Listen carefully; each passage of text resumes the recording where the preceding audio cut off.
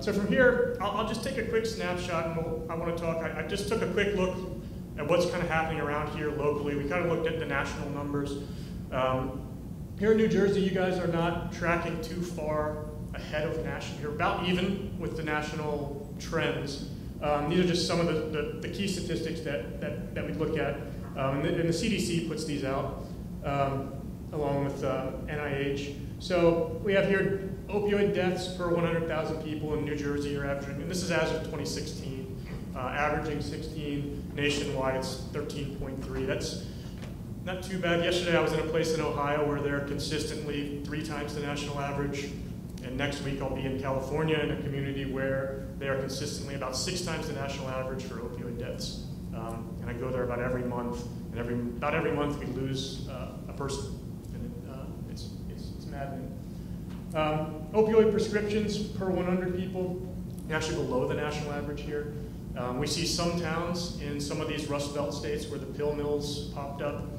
Pill mills were places, were pharmacies where people could just go and get pills, and there were really no questions asked.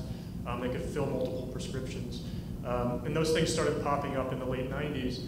And you know, we go to some of those, there are little towns, there'll be a town of 1,000 people, and that year they wrote 25,000 opioid prescriptions.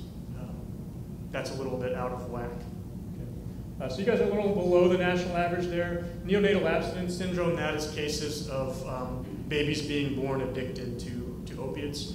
And you're right around the national average there. So that, I mean, not terrible news. I guess that's kind of the good news. You're tracking the national average. The bad news is here's the national average. So this is kind of what's happening nationwide. These are the deaths from opioids going back to 2000. Again, this is only through 2015. And the interesting thing is when you start to look at the dynamics between the different drugs that are at play, and we'll kind of break that down a little bit because there are some dangers that lurk in here, and especially for our young athletes. So here we go. Here's just another way to look at it. This is deaths, opioid overdose deaths in New Jersey over time, and here are those numbers we just saw. So a pretty big spike here just recently. And then this is where you can kind of break it down and see, again, those different substances. And what's interesting here, I talked about those 3 phases, right? So this will kind of explain that a little bit here in this early stage. So kind of in the mid-90s is when this, you know, the first phase kind of was starting.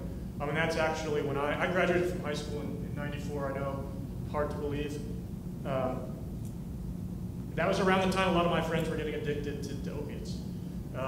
There were a lot of doctors. I grew up in Northern Virginia. There were a lot of doctors in that area that were selling opiates to dealers who were then dealing to kids. And a whole group of my close friends that I grew up with became addicted. And I didn't even know what it was at the time. I remember coming home from freshman year in college for the summer. A bunch of my friends were taking all these pills. I just, what are those? That looks like medicine. And someone said, oh, and that's like heroin. And I thought, well, you know, how are they getting this? And there was a whole network. And so that was starting here. Here's that phase 1, okay, people getting addicted to prescription opiates from doctors, from getting prescription drugs from family members, from friends, just having them around. People are starting to get addicted. And you know, one of the things we see now that really impacts our young people is they have these anybody heard of pill parties, pharmacy parties? So now they've got these parties, and we see them, especially in California, they seem to be really into these.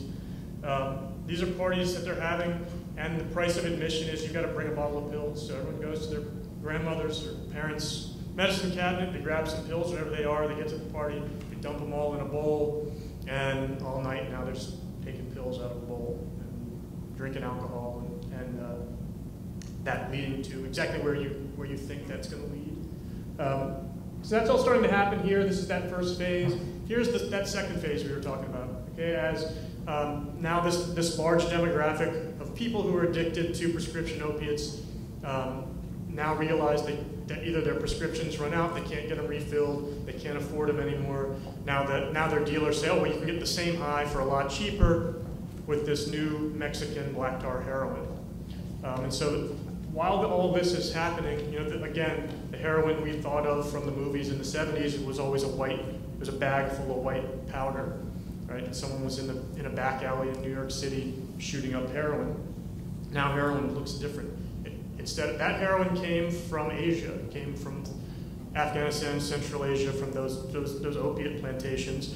And on its way here, it passed through a lot of different places. It went through Asia, it went through Europe, it came across the Atlantic, and every place it went, it got cut. And so the purity went down and down and down. By the time it got to New York City, that heroin wasn't really was relatively impotent. Okay, now what's happened is the Mexican cartels have figured out how to make their own heroin. It's called black tar heroin because it looks like black tar. It's much cheaper. It comes directly from Mexico, so it never gets cut, and it's incredibly potent, and it's incredibly inexpensive. And so that's what prescription opiate addicts then turn to for their next phase, this phase 2. Phase 3, this is the scary part. And this is just in these last couple of years, and this is the introduction of these synthetic opiates. So you can see it's really marked by the increased steepness of this purple line, that uptick in synthetic opioid use. And that's, you may have heard on the news about fentanyl.